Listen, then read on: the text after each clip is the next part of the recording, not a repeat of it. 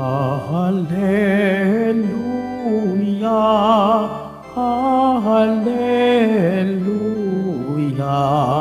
Hallelujah, Hallelujah.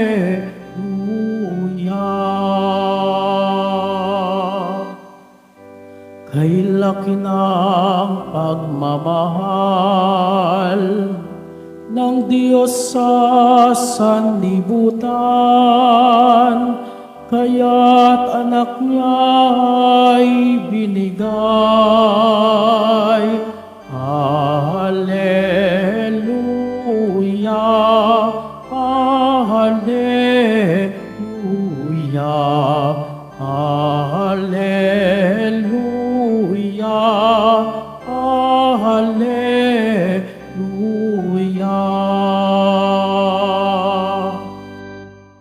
Sumainyo ang Panginoon, At sumaiyo rin. ang mabuting balita ng Panginoon ayon kay San Juan. Papuri sa iyo, Panginoon. Gayon na lamang ang pag-ibig ng Diyos sa sanlibutan, kaya ibinigay niya ang kanyang bugtong na anak, upang ang sumampalataya sa kanya ay hindi mapahamak, kundi magkaroon ng buhay na walang hanggan. Sapagkat sinugo ng Diyos ang kanyang anak, hindi upang hatulang maparusahan ang sanlibutan, kundi upang iligtas ito sa pamamagitan niya. Hindi hinahatulang maparusahan ang nananampalataya sa bugtong na anak ng Diyos, ngunit hinatulan ng parusahan ang hindi nananampalataya sa Kanya. Hinatulan sila sapagkat naparito sa sanlibutan ang ilaw, ngunit inibig pa ng mga tao ang dilim kaysa liwanag, sapagkat masama ang kanilang mga gawa. Ang gumagawa ng masama ay ayaw sa ilaw at hindi lumalapit dito upang hindi mahayag ang kanyang mga gawa. Ngunit ang namumuhay sa katotohanan ay lumalapit sa ilaw. Sa gayon, nahahayag ang kanyang mga ginagawa ay pagsunod sa Diyos. Ang mabuting balita ng Panginoon. Pinupuri ka namin, Panginoong Heso Kristo. Magsibo mo na po ang lahat. Magandang tanghali po sa inyo. Magandang tanghali po, Father. Paki-bless, pangitiin nyo naman yung katabi ninyo by saying, God bless you. God bless you. Ngumiti po ba? God bless you. Alam nyo, sa totoo lamang may mga pagkakapareho ang ating karanasan. Minsan, ang tingin natin sa pulis ay hindi maganda. Huhulihin tayo niyan. Ganon, di ba? O kaya naku, naghahanap yan ng pangmeryenda. Pananghalian, hapunan. Anong oras na ba? Gaganon ka pa, no? Naku, hapunan na. Mag-ingat ka. Naglalabasan na yan. Di ba? Ganon tayo, no? Sa totoo lang, Kahit pare. Oh? Ano sinasabi natin sa mga anak natin pag nandyan si Father? Oh, yan si Father, ayan si Father, papagalitan ka niyan. Oh, magbait ka, nandyan si Father. Diba? May ganun din kaman kami. Minsan ganun din tayo pag sa Diyos. Oh, ayan, sige, ayan Diyos, ayan, parurusahan ka niyan. Diba, may ganun tayo? Parang laging may panakot. Maybe this is a form of discipline. Maybe this is a way for us to impose what we want, to assert what we believe in. Mananakot. Di po ba? Pananakot. Kaya maganda po yung ebanghelyo ngayon Ano sabi sa ebanghelyo? Naparito ang anak ng Diyos hindi para parusahan ang tao, kung hindi para iligtas ang tao. Malaking pagkakaiba po nun, ha?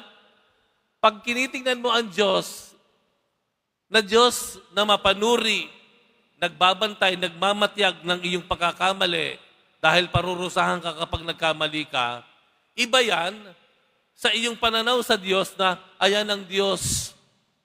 Tuturuan niya ako, gagabayan niya ako sa aking tamang daan. At kung nagkamali ako, itatama ako ng Diyos. Kung papaano nagtatama ang magulang sa kanyang anak. May pagkakaiba yung dalawa eh. Yung isa katatakutan mo. Yung isa kapapanabikan mo. Yung isa aayawan mo. Yung isa mamahalin mo. Tama po? Malaki pagkakaiba nun. And this time, sa ebanghelyo natin ngayon, sa panahon ng Pasko ng muling pagkabuhay, sinasariwa ng Diyos sa ating isip na naparito siya hindi para katakutan natin. Hindi para parusahan tayo sa bawat pagkakamali na ginagawa natin. To the point na sasabihin ng tao sa kanyang sarili, wala na akong pag-asa. Hindi na ako tatanggapin ng Diyos. Walang kapatawaran ang ginawa ko. To that point of despair. Kaya higit na binibigyan ng diin ng Panginoon, I have come to save you and not to punish you. The Lord wants to present Himself as a guide, a mentor, a coach, a parent, a loving God. Na hindi mo katatakutan kung hindi ka papanabikan mo. Hindi mo aayawan kung hindi kasasabikan mo. Din ang Diyos natin. Kaya nga sa bandang huli ng Ebanghelyo, pansinin niyo po, sa bandang huli ng Ebanghelyo, sinasabi po sa atin, we have to choose God. Opo, ang Diyos na parito para iligtas tayo. Pero, kailangan nating piliin siya. Parang magulang. Ang mga magulang natin, iginagapang yung ating pag-aaral para itaguyod ang pamilya. Pero bilang anak na tumatanggap ng ganitong klaseng pagmamahal, pag-aaruga ng isang magulang, nasa iyo pa rin kung ito ay tatanawin mo na isang utang na loob o ito ay iyong hindi papansinin. Na yung pagsusumikap at sakripisyo ng magulang, pwede mong pahalagahan ito, pero pwede mo rin siyang talikuran at baliwalain. Bagamat ang magulang abot-abot ang kanyang pag-aaruga at pagmamalasakit sa pamilya, but if it will end with kids not appreciating kung ano ginagawa nila, so lahat ay mababaliwala. Same with God. Naparito ang Diyos para gabayan, hilumin, iligtas tayo. But on the other hand, kung ayaw nating magpaligtas, paano magaganap ang lahat? Kung ayaw nating sumunod, paano tayo gagabayan?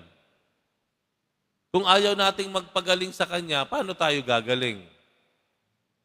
Kung ayaw nating sundin siya, paano tayo magiging masaya? At the end of it all, dalawang ends po yan. The Lord is giving. On our end, we have to receive. The Lord is calling. From our end, we have to heed, to listen to His call. Kailangan dalawa po yan. To make it happen. Kaya ano ang ating panalangin ngayong araw na ito? Lord, turuan mo akong lumapit sa liwanag. Panginoon, turuan mo akong sumunod sa aking pananampalataya. Because in doing so, I am choosing you over and above all things. Ikaw ang pinipili ko. And if that happens, ang Diyos nagbibigay, tayo ay tumatanggap, ang Diyos ay tumatawag, tayo ay dumadating, magaganap ang kaganapan ng kaligayahan o buhay na lagi na lamang ipinangangarap ng Diyos para sa atin.